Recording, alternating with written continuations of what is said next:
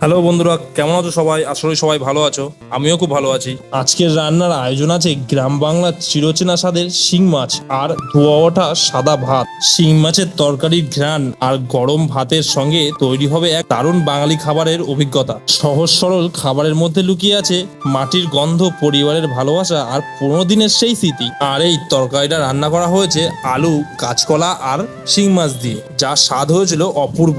মাছগুলো ছিল বেশ বড় বড়, তোমরা তো দেখতেই পারছো। এবার আমি একটু মাছটা ভেঙে ভাতের সাথে মাখিয়ে খেয়ে দেখলাম কেমন লাগে।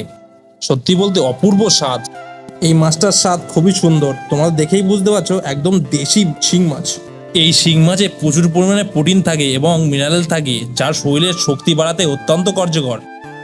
আর দেশি শিঙি মাছের যে ডিম হয়েছিল পেটে, সেই ডিমগুলো ছিল অত্যন্ত সুস্বাদু। আর আমার খুব ভালো লাগে মাছের ডিম খেতে। তোমরা দেখতেই পাচ্ছ আমার হাতে কত সুন্দর ডিম। আমার খাওয়াটা প্রায় শেষের দিকে, একটু আলু দিয়ে চটকে ভাতটা খেলাম। আজকে খুব তৃপ্তি করে ভাতটা খেলাম, যেহেতু দেশি শিং মাছ ছিল।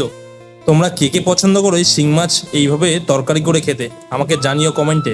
যদি তোমাদের এই ভিডিওটা ভালো লেগে থাকে, লাইক, শেয়ার, কমেন্ট করতে ভুলো না কিন্তু। চলো, টাটা, বাই বাই।